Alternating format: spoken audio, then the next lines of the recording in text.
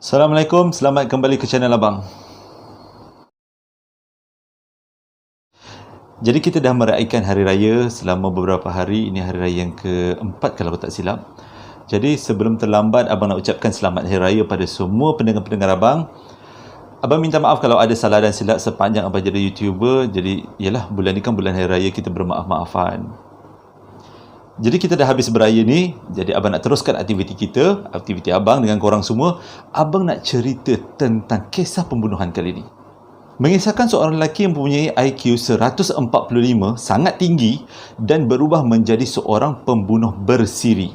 So kalau korang nak tahu ceritanya daripada mula sampai habis, tonton video Abang. Bagi yang belum subscribe, boleh subscribe channel Abang. Jadi ini menjadi motivasi yang paling ampuh untuk Abang cerita-cerita yang paling bagus untuk korang dengar. Jadi lelaki yang Abang nak ceritakan hari ini adalah seorang pembunuh bersiri di Amerika Syarikat yang bernama Edmund Kemper.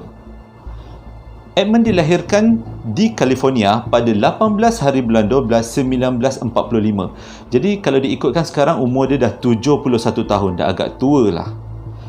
Edmund lahir dalam keluarga dengan mempunyai 3 saudara. Dia seorang lelaki dan 2 daripadanya adalah perempuan, kakak dan adiknya.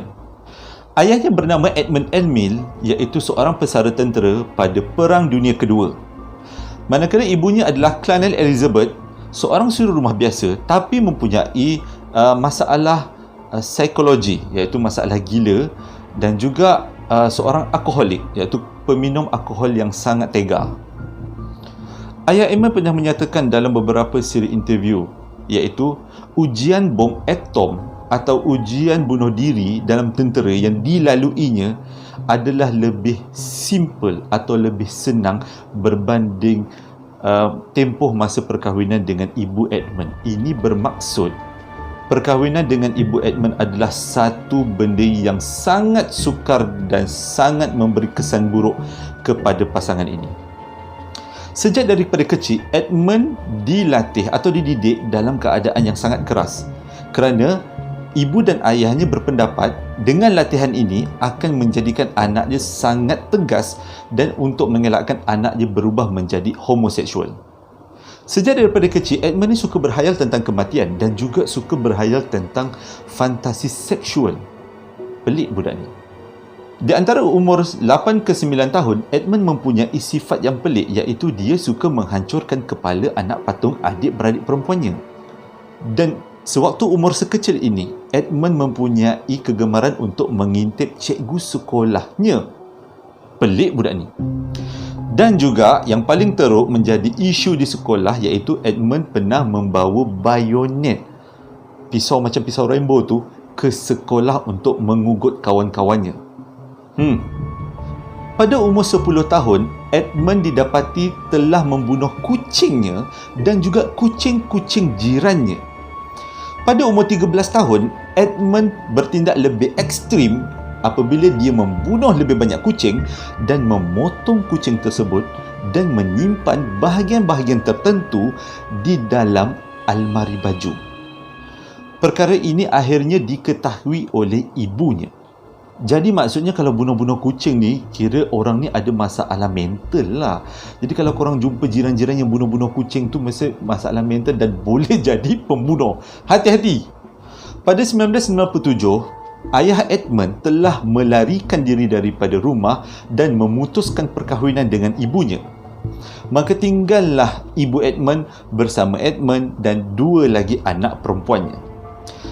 Pada waktu ni, Edmund berumur 14 tahun dan ketinggiannya telah mencapai 205 cm. Wow, dia bukan orang yang rendah, dia orang yang sangat tinggi. Sewaktu ni, ibunya mengurung Edmund di bawah basement setiap malam. Dia mengarahkan Edmund untuk tidur di basement kerana ibunya beranggapan, mempunyai insting yang Edmund akan mencederakan saudara perempuannya. Sebagai langkah berjaga-jaga, ibunya akan mengunci Edmund di bawah basement setiap kali tidur. Maksudnya ibu dia ni dah mempunyai insting atau dah mempunyai rasa hati yang Edmund ni sebenarnya bukan orang yang normal dan sangat bahaya. Disebabkan ibunya mempunyai masalah psikologi atau masalah mental, jadi setiap kali Edmund bertindak sesuatu, ibunya suka sangat menyumpah seranah, mengherdik, menghemburkan kata-kata kesat pada Edmund. Ini memberi kesan buruk kepada pertumbuhan jiwa Edmund. Sewaktu Edmund berumur 15 tahun, Edmund telah melarikan diri ke rumah ayahnya di kawasan California. Disebabkan ayahnya rasa terganggu dengan kehadiran Edmund, Edmund telah dihantar ke sebuah ladang milik datuk dan neneknya. Edmund tidak puas hati dengan tindakan ayahnya. Lalu, sesampainya di rumah neneknya dan datuknya, dimakilah neneknya, dipukullah neneknya dengan atuknya sehingga cedera. Ia sebagai salah satu cara untuk melepaskan marah Edmund kepada mak dan ayahnya. Kemuncak peristiwa ini, Edmund telah membunuh neneknya dengan menggunakan senapang datuknya. Dia menembak neneknya di kepala. Dan selepas itu, Edmund menembak datuknya. Ini semata-mata untuk menutup kejadian supaya datuknya tidak tahu yang Edmund telah membunuh neneknya. Umur 14 tahun dah bunuh atuk dengan nenek, dah memang sangat nampak benda ni pincang, dan budak ni adalah budak yang bahaya. Umur 14-15 tahun kot. Yang bagusnya, selepas kejadian bunuh atuk dengan neneknya, Edmund menyerahkan diri kepada pihak polis. Selepas diperiksa mentalnya, kesihatan badan, kesihatan mentalnya, didapati Edmund ni sebenarnya ada simptom-simptom gila. Edmund telah dihantar ke hospital gila, iaitu Hospital Atascadero di California. Di hospital ni lah Edmund akhirnya diperiksa IQ-nya dan didapati IQ-nya adalah 145. Rata-rata kita punya IQ adalah 100 tepat atau bawah daripada 100. Abang rasa abang ni macam 90 lebih je lah. Bukan orang special. Tapi Edmund ni mempunyai IQ 145. Dia digolongkan dalam golongan orang yang sangat cerdik. Pada 1959, sewaktu umurnya 21 tahun, Edmund telah dibebaskan daripada hospital gila. Dan dia telah ditempatkan di rumah ibunya. Tapi pada masa ini, Edmund dinasihatkan untuk menjalani perawatan psikiatris di hospital yang sama. Setelah menjalani beberapa rawatan dan sesi psikiatris, mereka dapati yang Edmund ni sebenarnya telah menjadi normal, telah bertukar menjadi normal. Tapi kalau korang nak tahu, selepas peristiwa-peristiwa ni, semua pakar-pakar psikologi berpendapat sebenarnya Edmund tak stable, Edmund tak normal. Dengan IQ dia yang tinggi, dia menyembunyikan personalitinya atau identitinya yang sebenar. Gila bahaya orang pandai jadi pembunuh. Dia boleh manipulate sistem tu supaya orang tak dapat detect sebenarnya dia dah tak normal lagi. Pada 1970, sewaktu berumur 22 tahun, Edmund tidak lagi tinggal bersama ibunya. Dia telah menyewa di luar, menyewa bilik atau menyewa rumah.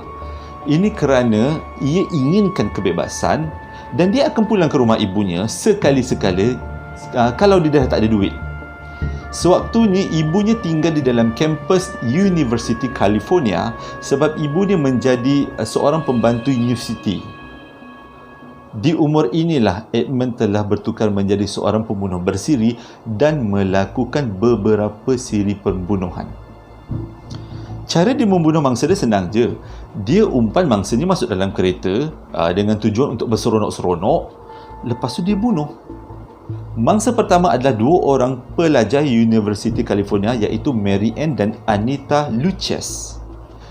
Dia mengumpan kedua-dua wanita ini untuk menaikinya bersama-sama ke dalam kereta dan menuju ke hutan. Dengan umpan mereka nak berseronok-seronok dalam hutan tu.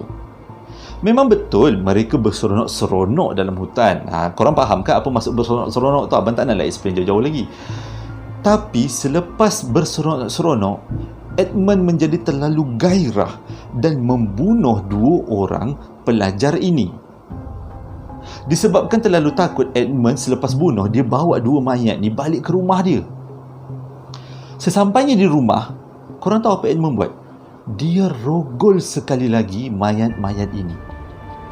Selepas dirogol beberapa kali mayat-mayat ini, Edmund membungkus mayat ini dan dicempakkan ke satu gaung, iaitu di Gunung Loma di kawasan California. Mesti korang terfikirkan kenapa tak ada orang buat report. Memang ada orang buat report tentang kehilangan ni, tapi tak dianggap serius sebab kehidupan student-student di US atau di Amerika sewaktu tu sangat liar. Jadi report-report polis yang dibuat tu, polis tak terlalulah mengambil kisah sangat. Pembunuhan kedua adalah seorang pelajar daripada Korea, pelajar tarian iaitu Aiku berumur 15 tahun. Edmund membuat cara yang sama, cara untuk membunuh mangsa yang sama, iaitu mengumpan mangsa masuk dalam kereta. Tapi pada mulanya Aiko ni macam takut-takut. Selepas masuk dalam kereta, Aiko kunci kereta tu. Tapi setelah dipujuk-pujuk oleh Edmund, akhirnya Aiko membuka pintu kereta dan Edmund masuk. Selepas tu Edmund membawa Aiko ke kawasan hutan dan mereka berseronok, dan Aiko pun sangat gembira waktu tu. Dan selepas tu Aiko dibunuh. Ini macam Edmund dah rasa seronok untuk membuat pembunuhan demi pembunuhan. Pada 1973, Edmund dah tak ada kerja dan tak ada duit. Dia pindah semula ke rumah ibunya di dalam kampus Universiti California. Pada masa ni dia telah mengumpan 3 orang pelajar universiti untuk berseronok-seronok dengannya di dalam kereta. Seperti biasa, pelajar-pelajar ni ikut aja Edmund. Selepas habis berseronok-seronok dalam kereta di dalam hutan di California, mereka bertiga telah dibunuh. Salah seorang daripada mangsa yang sangat cantik, yang mempunyai rupa paras yang sangat cantik, telah dipenggal kepalanya dan kepalanya ditanam di tingkap bilik ibu Edmund. Pada 20 April tahun yang sama, Edmund bertengkar dengan ibunya dan ibunya memaki hamunnya. Dan akhirnya Edmund memukul kepala ibunya menggunakan tukul besi sewaktu ibunya sedang tidur. Selepas tu, kepala ibunya dipenggal, diasingkan daripada badan. Dan ibunya telah dirogol oleh Edmund. Ini dah bukan pembunuh lah, ini dah dikira binatang lah. Binatang yang tak ada perasaan. Selepas tu, badan ibunya telah digantung untuk dijadikan papan main dart. Dart tu, jadi digantung mayat ibu dia, dia baling dart dekat badan ibu dia. Bila polis tanya kenapa dia buat macam ni, sebab dikatakan dia terlalu stres dengan ibunya. Lebih parah lagi, lidah dan peti suara ibunya telah dipotong dan dikeluarkan, dicampakkan ke dalam tong sampah. Bila ditanya kenapa Edmund berbuat demikian, jawapannya ialah dia terdengar-dengar suara ibunya memaki hamun dia. Dia ternampak bayangan ibunya. Jadi dia bertindak mengeluarkan lidah dengan peti suara dan dibuangkan dalam tong sampah supaya ibunya senyap, tak pernah marah dia lagi. Nak dijadikan cerita, pada hari yang sama selepas membunuh ibunya, Edmund menelefon kawan baik ibunya untuk datang ke rumah tersebut. Dan datanglah makcik kawan kepada emak Edmund ni ke rumah tu. Korang tahu apa dia buat? Dibunuhnya makcik ni, dirogolnya makcik ni dan mayatnya dibuang. Kereta makcik ni diambil, dicuri dan dia memandu ke kawasan luar bandar. Selepas dia melakukan beberapa pembunuhan, Edmund rasa sangat stres dan akhirnya dia menyerahkan diri kepada pihak polis dan menceritakan semua siri pembunuhan yang telah dia lakukan. Pada mulanya, polis macam tak percaya sebab polis nampak personaliti dia sangat sopan dan tidak berlaku report polis yang lengkap tentang kehilangan orang-orang ni. Tapi setelah dijalankan siasatan dan dijumpai beberapa mayat, akhirnya percayalah diorang yang Edmund ni telah membunuh beberapa orang termasuk ibunya sendiri. Bila ditanya kenapa Edmund berbuat demikian, korang tahu apa jawapan dia? Dia sendiri tak tahu kenapa dia buat. Mula-mula memang dia marah pada mak dia. Jadi dia nak buktikan pada mak dia yang dia ni seorang yang sangat berguna. dan dia buatlah beberapa pembunuhan, tapi selepas beberapa pembunuhan tu dia membunuh atas sebab dia suka. Dan akhirnya Edmund telah ditangkap dan dihadapkan ke mahkamah dengan 8 pertuduhan pembunuhan. Edmund telah dipenjara di penjara perubatan California sehingga sekarang. Dia tidak dijatuhi hukuman mati kerana didapati Edmund mempunyai masalah mental yang tidak sihat. Tapi sebenarnya Edmund tertekan bila dalam penjara. Dia pernah cuba membunuh diri sebanyak 2 kali. Dan dia pernah meminta untuk dihukum mati, tetapi permintaan itu ditolak oleh pihak mahkamah. Demikianlah cerita tentang Edmund, seorang lelaki yang mempunyai IQ yang tinggi yang melakukan beberapa siri pembunuhan yang sangat terkenal dalam sejarah pembunuhan di Amerika Syarikat. Terima kasih sebab dah menonton video abang daripada mula sampai habis. Abang harap cerita ni akan memberi manfaat untuk kita, memberi impak positif pada kita semua. Jadi kalau korang ada anak ke ada saudara mara, tolong jangan dera diorang, tolong jangan marah-marah diorang, kerana benda ni boleh menyebabkan mental anak-anak terganggu dan dia akan membuat sesuatu yang di luar daripada jangkaan. Abang harap korang terhibur dengan apa yang abang ceritakan pada hari ini, dan bila abang baca kisah ni abang rasa macam sebenarnya dia adalah budak baik, tapi dia sebabkan ditorture mindanya dipertukar menjadi seorang pembunuh bersiri. Kalaulah dengan IQ-nya sebanyak 145 tu digunakan sebaiknya, abang yakin dia menjadi orang yang sangat berguna. Sehingga berjumpa lagi. Assalamualaikum warahmatullahi wabarakatuh.